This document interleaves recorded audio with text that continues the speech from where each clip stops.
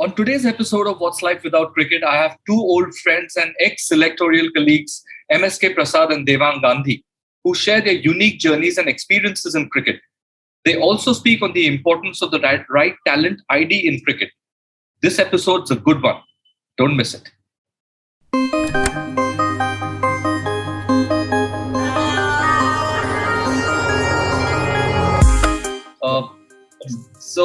MSK, Devang, welcome to the show. Welcome to What's Life Without Cricket. We've known each other for many years now. Played against each other. Played with each other for representative sides.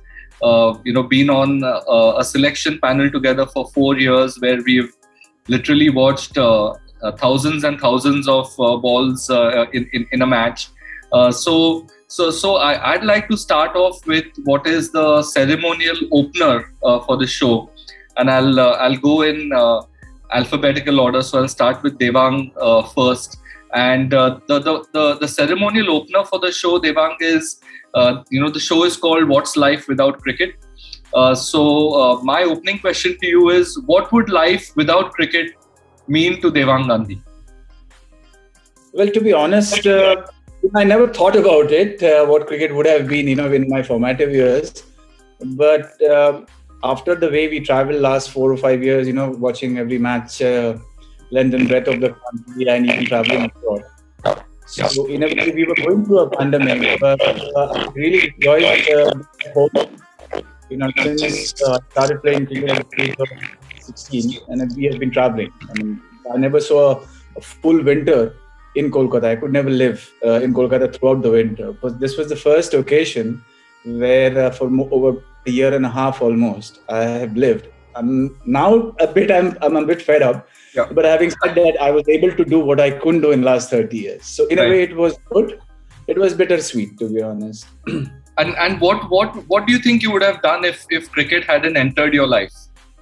I would have been some clerk in some government office, because I was never a good student.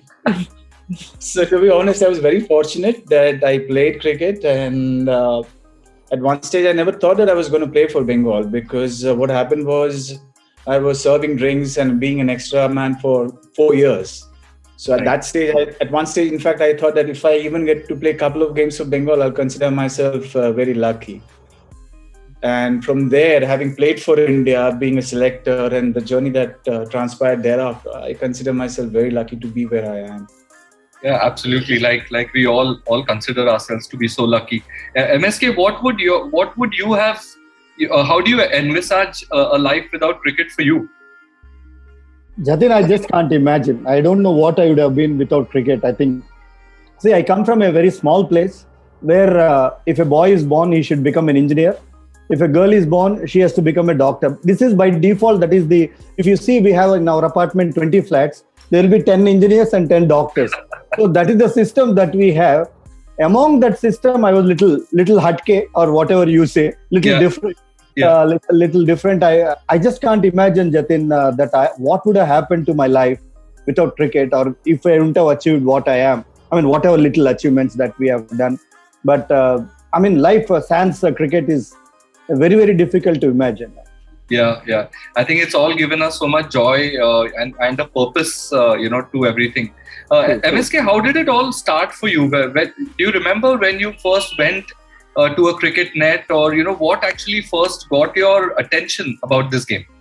Yeah, first of all, it's a very interesting thing, Jatin. Kidambi Srikanth, right? Yes. Kidambi Srikanth and we were neighbors in Guntur. Right. He was not even born that time.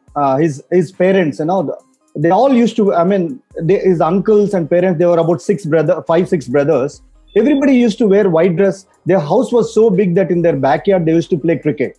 So every day at the end of the school, I used to come and stand near the gate, and I was just watching them play. So day in, day out, I was watching them. And suddenly one day, one of those uncles said that, every day you are coming, why don't you come inside and play? And there is only one place that I could stand is wicket keeping. So that's how I got into wicket keeping. And I think thanks to Kidambi's family. And then slowly, once I started keeping wickets, and my school friend, he saw in a school game that I kept very well, introduced to my first coach, Mr. Purnachandra Rao. And first day, he asked me, I mean, what is the discipline that you're going to take up for cricket? I said wicket keeping. He was so happy. He was so happy that whoever comes, they will say batsman or a bowler or anything. The first time in his this thing in his entire tenure, very few people have come forward and said that wicket keeping. So he gave 20 catches. Right. 20 catches. I never left a single catch. On that day evening, he spoke to Mr. N. Venkatrao sir, our secretary, and said that, Venkatrao, you are feeling very bad that nobody is representing for India from Andhra. Time will tell that there is a boy who's going to come. I mean, this is on record. I say that, Jatin, that this is exactly my words of coach to Mr. Venkatrao sir, who was our secretary then.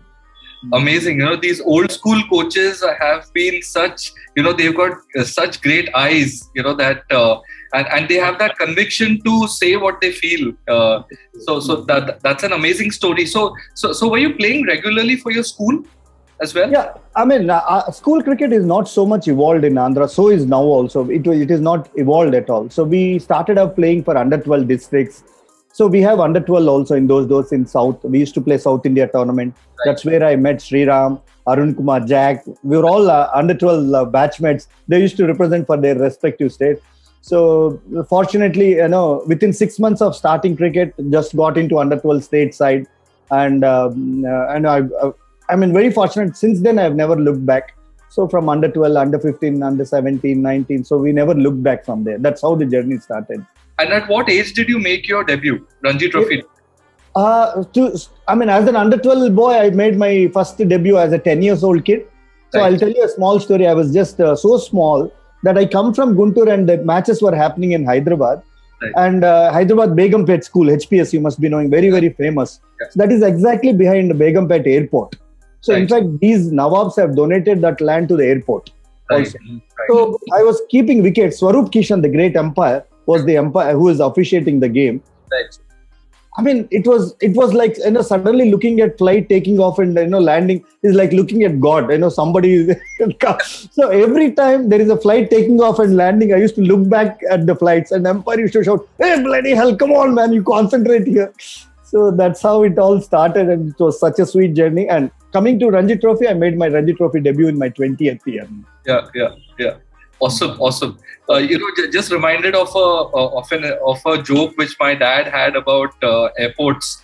So Mr. Bansal, umpire Bansal, used to work Indian Airlines at the airport for many years. Yes. And I think in a game against Australia, Vinod Kamli had got the biggest of nicks. I think it was Tom Moody who was bowling, and Ian Healy literally caught the ball in front of first slip. And Bansal gave him not out, So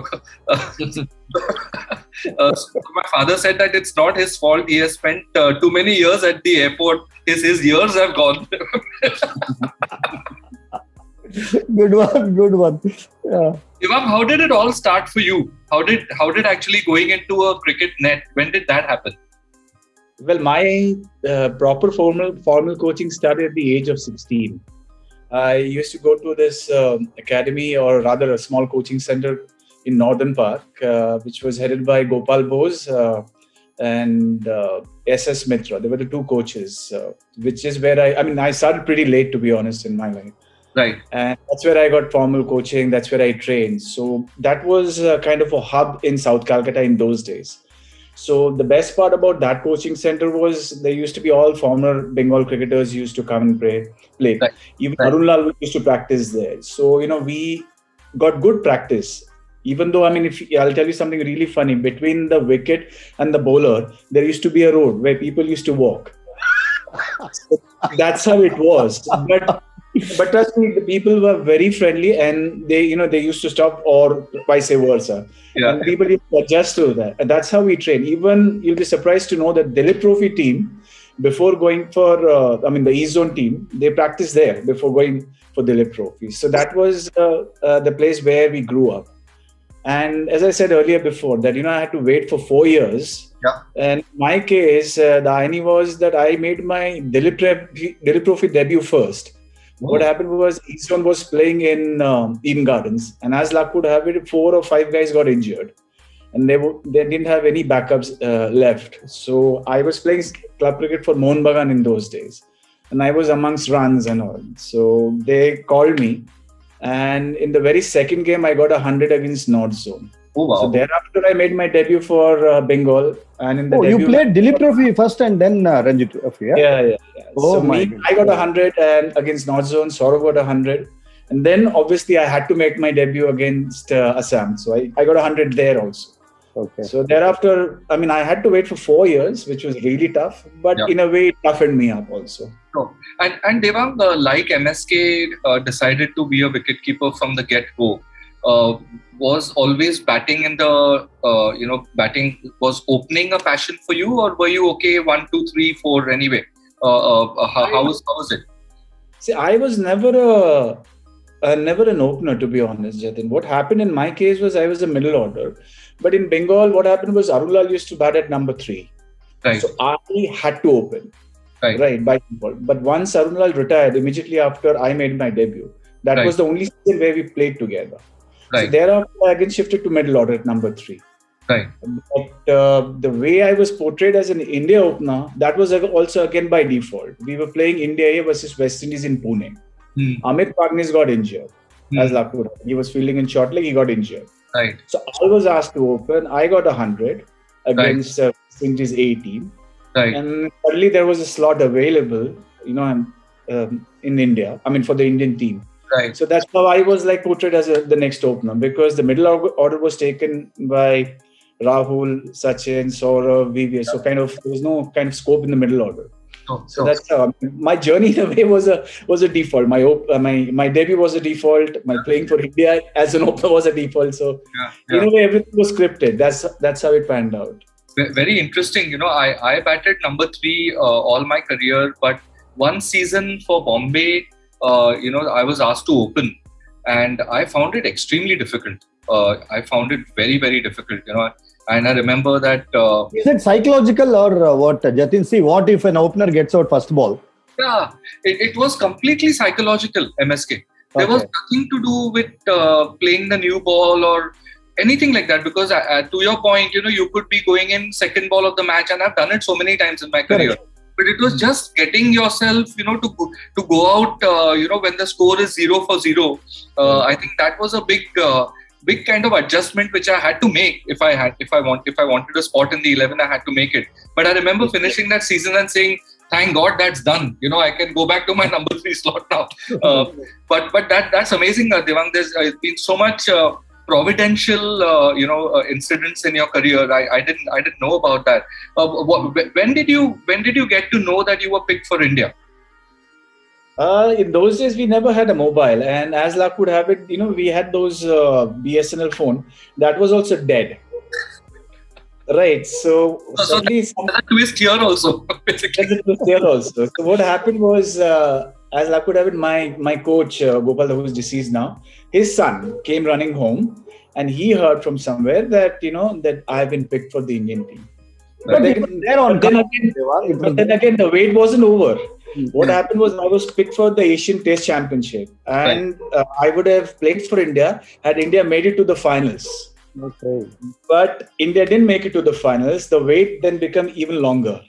Pakistan and I think Sri Lanka played the finals, if my memory serves me right. India didn't play the Asian Test Championship finals. So then how long was that wait? Sorry? How long was that wait? So that wait was perhaps, I think, about close to 9 months. Oh man, that's too much. Was like you got picked, and then you don't know whether you're going to get picked again or not. Yeah. Fortunately, it did pan out well. So I did get picked, and eventually me and MSK ended up playing together. Yeah. MSK, how did you receive the news?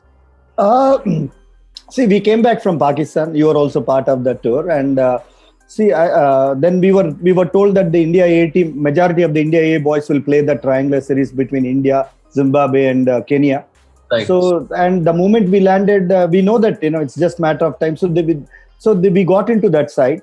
The only thing is, myself and you were also there in that series, and Gagan, Ajit, Mohanty, and all of us were there. And the surprising part is that first match we never batted, got a chance to bat. Second match, I think we batted 1 ball or 2 balls because everybody was there. Azhar was leading the side, Jadeja. Right. So after the second game, Gagan got 82 and he was given man of the match. Evening, Jadeja comes and tells all the 6 of us that thank you for your services. I said, what? What, Jad? No. We are including the entire Sachin and everybody is coming back into the squad. So thank you for your services. So, and can you believe that's Gagan's first? I mean, he got man of the match, and after that, he never represented India. I know. Yeah. That's the way stuff happens. Sometimes. Just talking a little bit about that Pakistan tour. What a fantastic tour that was, MSK. Oh my goodness! What to say, man? I mean, I don't know whether any Indians know what Pakistan and Pakistanis are about. Yeah. I mean, they are the best hosts and lovely people to work with. I mean, it's all politics which actually is dividing us. By heart, I think they are one of the best people that, at least during our cricketing career, we have come across. The way the love and warmth that they showered on all of us was phenomenal. We really enjoyed 2 months of rains there. We never played any cricket. So every day we just used to go to the ground and come back, and there's absolutely no cricket, only 3 ODIs and 1 unofficial test which was converted into a test match which we played.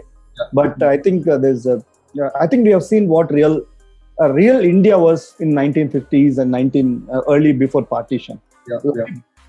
I mean, really enjoyed those 2 months in Pakistan. I remember a one-day game. I don't know where it was, but I think Pakistan got 340 or something. First game only, Karachi. Yeah, in Karachi, and I think I still have a neck problem after that game, because at long on I was just looking, looking at Afridi hitting it into the top tiers of the stadium, basically.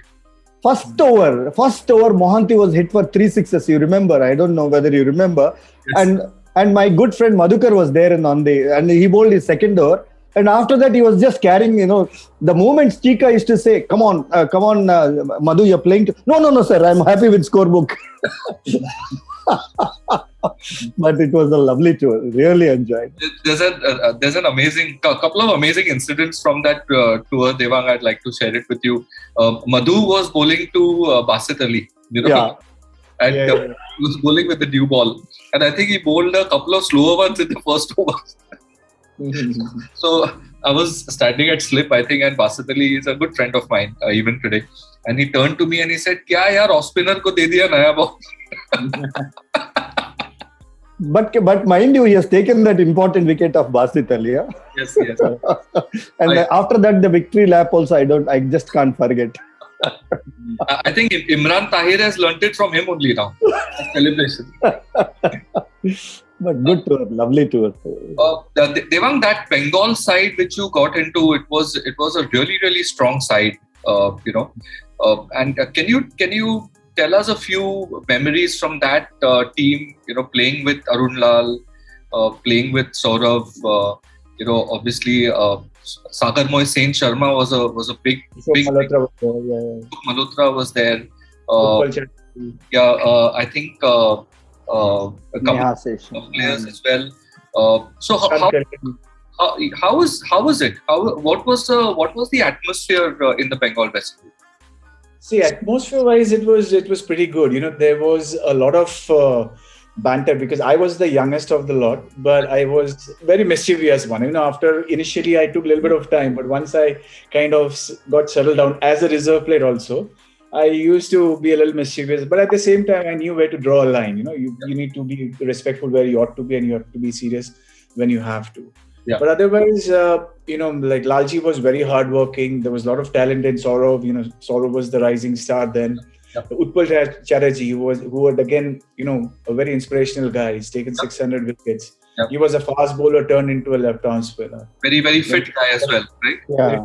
Very hard work, to be honest. He had he had a bad back, and then he worked his way hard. Right. And he was one of the main architects of, whatever Bengal achieved in those days as a spinner.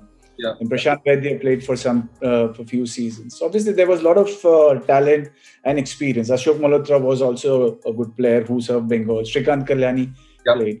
Yeah. So when I got an opportunity to play for Bengal, obviously I was over the moon, to be honest, because I really had to struggle for 4 years, and I was just hoping, because in those days what happened, there were a lot of outstation cricketers used to come. They used to straight away get into the Bengal team. They would just get off Rajdhani and straight away into the Bengal team. Right. So that in a way disheartened me, but also made my resolve very strong. That if I get an opportunity, I'll have to take it with both the hands. And to be honest, God was kind to me. And which would be one or two of your favorite innings which you played for Bengal? There would be a couple of one-day matches against Tamil Nadu where I got 100. We were like 100 for 5. From there, we got about close to 300.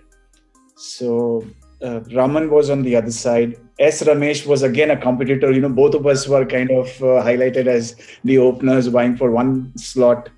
So I got 100 and we got 300 odd runs. So there was a funny incident which I got to know later because Vurkri Raman, joined Bengal team as a coach. So he said during the break, Raman told him that, Devang Gandhi has got 100. So Ramesh had a very witty answer. He said, the way we were bowling, even Mahatma Gandhi would have got 100.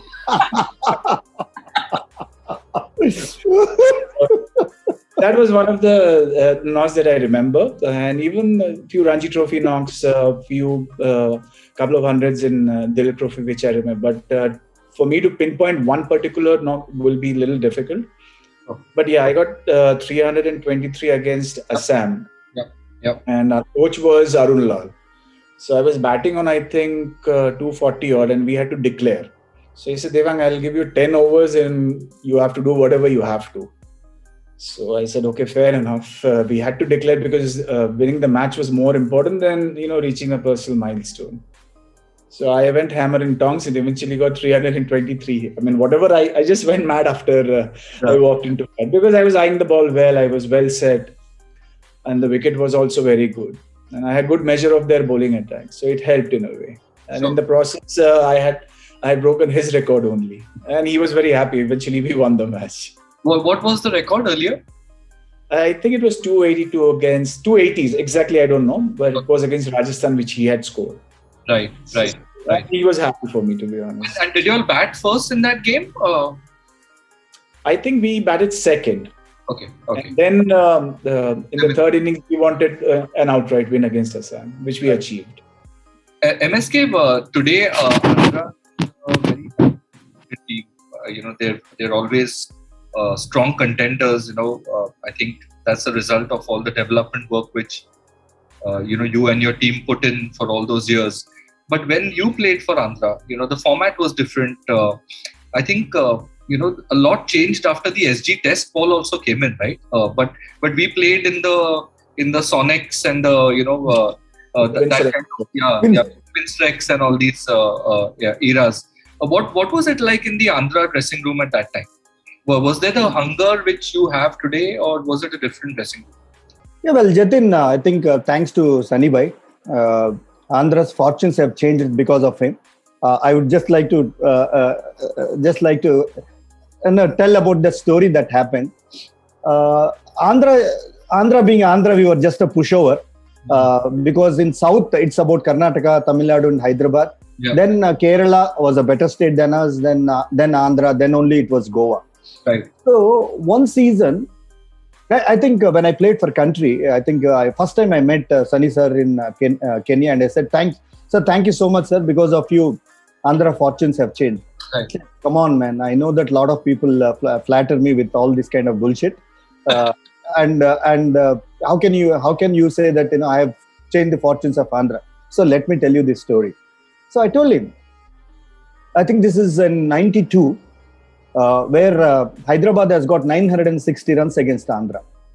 That's the highest first class score, 960 runs against Andhra. MV Sridhar got 360, Noel got 100. I think even Vivek Jaisma got a double 100. So, whoever is coming, they were just plundering. And our guys were just dropping catches and doing whatever the best they did. So they got 960. So there was an article in those days that in Sports Star, I'm sure you all must be remembering, that it's called Sunny column. Yes. So it's in the center page. So what they did is, in center page, we used to have big photographs of all the great players, Yeah, the posters, tennis stars or, boxers or cricketers of that generation. So in this Sports Star, there is a huge article in the center page with scoreboard in between. On top of the scoreboard, MV Sridhar, Noel David, Vivek Jaisma, everybody was standing like this, and the score is mentioned as 960. Yeah. So he said that, what is the use of these runs getting against the minnows of Indian cricket? Wow. So this is the statement he has written. That's on the Sunny column. So I got this, taken a Xerox of it, got it bloated a little bit, and gave it to all the youngsters in Andhra, and said that let's take up this challenge. Right. So let's take up this challenge. Very next year, Jatin. So that particular game where Hyderabad got 960, Azhar didn't play. Right. So next year, the game was when Vijayawada. The same team along with Azhar also came and played in Andhra. Right. So because of those 960 runs, so Andhra selectors and even Mr. Venkatrao said that it's high time, remove all the oldies and bring in new guys. Right. 6 of us have made Ranji Trophy debut that year. So we all the 6 started doing really well. And this game was against Hyderabad. So eventually game happened in such a way that finally on the last day, they have to get 300. We have to get 330. Right. Azhar blasted 80 and he just said that, enough is enough. I think these guys, 330 is enough to give them. So they gave a good 73 overs or something like that. He played 15 overs, gave those 2 overs for changeover. So we were given 73 overs. So Azhar, I don't know, for whatever reason, he was on his way back to Hyderabad. He was traveling in his car.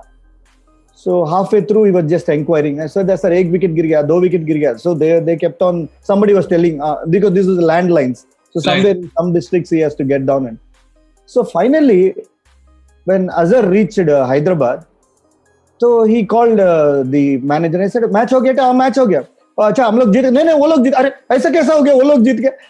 Then can you believe in 60 overs we finished the game 330. That is the day. I mean, the game between Andhra and Hyderabad is like a game between India and Pakistan. Right. You forget all those 5 games, but this game is very, very important to us. That game has started changing the fortunes of Andhra cricket, and every boy who saw that game, there's a lot of youngsters who came and watched that game, started believing that we can beat the best of the sides. Then after that, next 6 years, Hyderabad has never got even a lead against Andhra. Wow. And that's how the fortunes of Andhra cricket changed, and we started thinking that we can play Dilip Trophy, we can play India A's. So slowly, one by one, we started getting into the bigger sides. That's how the fortunes of Andhra cricket has changed. Yeah, and I think it's a great example of, putting in the right processes and the results then come out of that, right? Jatin, I'll just add one point here. So I brought Sunny Bhai into the subject. So I have to conclude it also. So finally I said, this is exactly what happened, Sunny Bhai. I think we should thank you. He said, in his witty way, he said that at least I could be inspiration to one person in my life. This was it. There's always a joke around when he's there. Yeah. Devang, which are some of the toughest bowlers you've played? Not only from a speed perspective, so fast bowlers, but also spinners. Just who are the guys who challenged you in domestic cricket or international cricket? I think any off spinner would bother me. Oh, really? I was very comfortable with the away going spinners, whether it was a leg spinner or a left arm spinner. But when it came to off spin, I used to be very nervous, to be honest. Even though I'm said, I may look comfortable to you, right, but I know within myself, that's the way I was. But normally, a lot of people will find it very difficult to stomach this because, an incoming ball is always easier. Easy, correct. It's just the other way around but left arm spinner would never bother me. But an off spinner would always bother me. But as far as international cricket is concerned, it was a too short a career for me to decipher which bowler was the toughest one. But having said that, I played Wasim Akram once, and I found him to be very quick because in that particular match, I faced Shoaib Akhtar, Waqar Yunus, and Wasim, all three. Even though Shoaib Akhtar was the quickest one, but I felt Wasim, I felt the ball was coming much quicker onto the bed because I felt there was very little loss of pace when he bowled. Right. Like Shoaib would hit the deck, so there used to be, he used to lose some pace there. Right. But Wasim was very skiddy and very difficult to pick because, he had a very short run up and his arm action was very quick. Right. So I found him to be very tough. Yeah. And I think just speed through the air as well, right? Yeah. So quick through the air. But what I can tell about Wasim was that he was much easier to play with the new ball than the older one, because the old ball he would hide. And you won't know in that, with such a quick arm action, which way the ball is going to swing. So that was the tough one. Right. Devang, I just want to switch for both of y'all towards our post-cricket experiences and, being a national selector. There's no easy time to be a national selector, right? As people will understand who've done the job. How did you go about evaluating players? See, for me, it was about, if you're going for a particular match, you don't know what is going to be there on display. So I always used to look for a little bit of a spark, something special in a particular boy. Right. With regards to his temperament and how he's adapting to situations, we'll only be able to gauge that over a period of time. He may be able to showcase that on that given day. Right. It might not be that he's able to showcase everything in one go. Right. So that's why what amongst us we decided that we'll identify players and watch him over a period of time to understand whether he's got good temperament, technique, and everything. For me, the first impression was whether he has that spark in him or not. Right. And MSK, what were the first impressions you looked for as a selector in a player? I think Devang is absolutely right. It's about the quality. The quality. I mean, it's not about the volume of runs that one gets, and it's the quality of runs that one get, or quality of wickets that one takes. And so how it's at any given point of time, irrespective of the level that he's playing, there is always a pressure in the game. Right. How this particular kid is adjusting to that particular subject, and how is he reacting to the situation. These are little things that any good cricketer will immediately identify these qualities in a cricketer. But like what Devang said, that we all of us have created this system that we have to look at a player at least for two complete domestic seasons. See, suddenly somebody can come out with 800 season or 900 season. Yep. Subsequent season, if he's able to withstand the pressure of those 800 and get another 800, is what we look at this kid. And if he succumbs to that pressure, I got 800, I have to, and I have to live up to the public expectation. These are the things that keeps on going on in the player's mind. And if he succumbs and if he don't get, that's where. So this is what we generally selectors would like to see. Whoever has done well, we have given ample of opportunities for them through representative cricketers like Dilip, Deyodar or Irani. Sure. And whoever have done well, and we have done extremely well by maintaining those people in India A cricket for at least 1-2 years. Majority of the cricketers who are playing right now have played so much of India A cricket, barring except Natarajan and a few. Rest all were groomed actually. Right. So that's what we looked at. And I think this is a question for both of you all. When we were part of the committee, we always spoke about that Indian tour to Australia when they would be at full strength. As a very big objective for us, as a very big target for us. What were your thoughts seeing that series? The last one, I thought I was very happy and elated, because after the first test match, which we lost in Adelaide, and the way we made the comeback, after Virat came back and a lot of these, players got injured. Our primary, strike bowlers were getting injured. But the best part was the kind of hard work that we had put in for last 2 years, grooming the youngsters under the tutelage of Rahul, under his mentorship, the way these guys were groomed.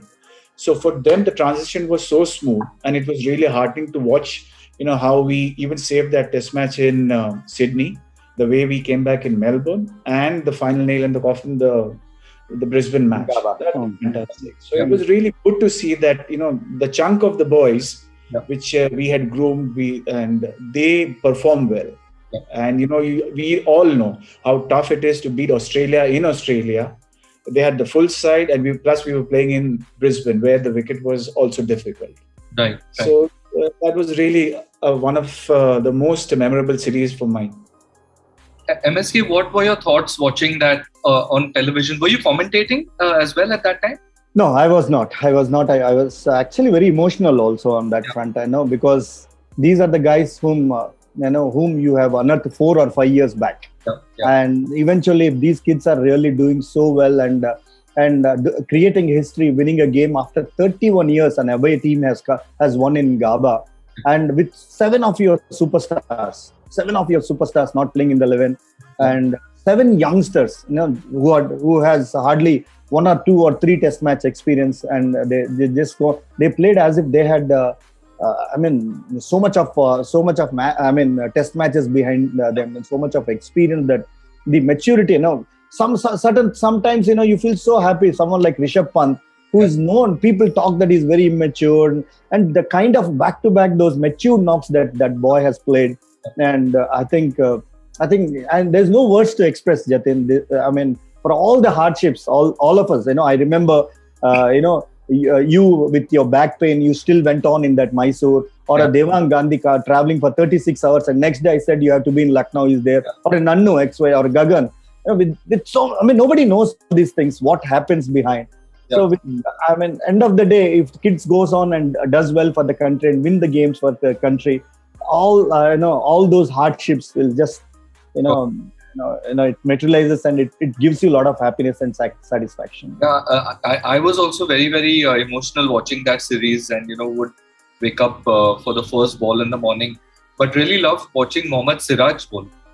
Because I thought that he held his own. We all rated him very highly. He would have been in Australia if things had gone our way a couple of years before that, anyway. But it was great to watch, and Rishabh Pant as well was fantastic. How again, maybe a last question, but how significant do you think is that India win in Australia for world cricket?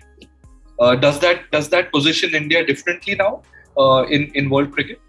Absolutely, I totally agree with you, Jatin. And what message that has gone? That with 7 youngsters winning against the best of the side in their own backyard, the belief factor with that series, the belief factor that we have infused in the remaining test playing nations. I think, today West Indies has won against Australia in those T20 games. I'm sure all these countries would have taken a lot of pride in that. And I think hats off to all those kids. It's not just for this year. But it's for the generations to come. Because in 2018, when we won, they said that Steve Smith or David Warner was not there. Even though I remember, Jatin, some of those test matches that you're watching, the balls that were coming out the hands of Bumrah or a Umesh Yadav or a Shami was like as if the balls are coming out of a bowling machine, man. Consistent. You put there, that was the impact. For the first time, I could see fear factor in Australian batsmen. The way, they just wanted to avoid Shami, or they just wanted to avoid, or they're just trying to play for the time. Can you believe I still remember in one of those games where Sean Marsh was under a lot of pressure, and just a ball before lunch, and Rohit Sharma and they just planned, and previous 3 balls were bouncers, and then he came and just bowled a full toss, a slower one, and straight onto his pads. He was so struggling, he couldn't even pick the ball also. That was the kind of fear that we have created in them. I'm sure you remember the way Ajit Agarkar created that fear in Pakistan batsmen when we went to India. I think that's what I felt. Phenomenal, and it's great to see, man. Our cricket is really flourished. Very happy to be a part of this little contribution that we could do for Indian cricket. Absolutely. DG, do you think it was a paradigm shift it will turn out to be a paradigm shift in world cricket? World cricket, definitely, but I think most importantly, Indian cricket. The next set of boys who are in the fray to play India. If you see, there are about 5 or 6, 7 guys who from India went to Australia and did well. So that will definitely inspire the next set of India cricketers. That if this lot can do it, we can also do it if we put in the hard yards and that effort. If we have that resolve, we can also do it. So for me, I think it's going to inspire the entire domestic cricketers that we can do it. Like the way all of us got inspired after the 1983 World Cup. That Sunil Gavaskar can go into West Indies and score runs. If India can go to England and win the World Cup. So likewise, it will inspire the next generation of cricketers as well. So, and I think the young guys in that team, Washi, Rishabh, Mohammad Siraj, will all feel that, hey, we went to Australia and we beat Australia, and that has happened so early in their careers. That will give them a different kind of confidence for the rest of their careers as well.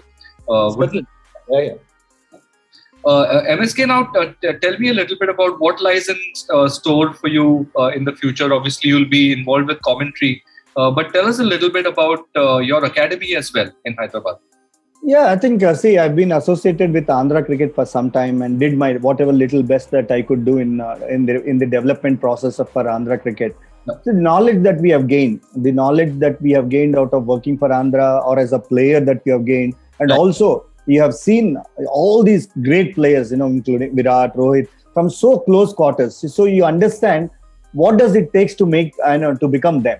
Right. So these are some of those wonderful experiences that you had while talking to these players. I keep, it's a great knowledge to share with the younger lot. So, of course, commentary is one thing that you can still, express your views. But working with players at junior, even for an extent, even a 6 years old kid, the satisfaction that you derive when they does well. Yeah. You cannot equate that with anything else, boss. It's anything else. So I'm very happy through my academy. I'm totally involved, and I'm happy that I'm sharing my experiences with them. Actually. And any good hands you can see there? No. Whoever comes to my academy first, they will come and say that I'm a wicketkeeper first. So whether we have some wonderful boys and girls in wicketkeepers, and I think we are working a lot on them. They're also very, very dedicated kids, actually. To an extent where the parents want to completely leave education and fully put into the academy, which I am not accepting, because education and cricket has to go hand in hand. That's where, the psychological factors, which there's so much thing that they have to learn, which they learn when they go and study along with the other kids. So, through your channel also, I would definitely say that, cricket without education, is absolutely, it's like a one side of the coin. You should have two sides of the coin. Then only it will become a coin. No, absolutely. Well said. Jatin, I think all the kids going to MSK's academies are in safe hands.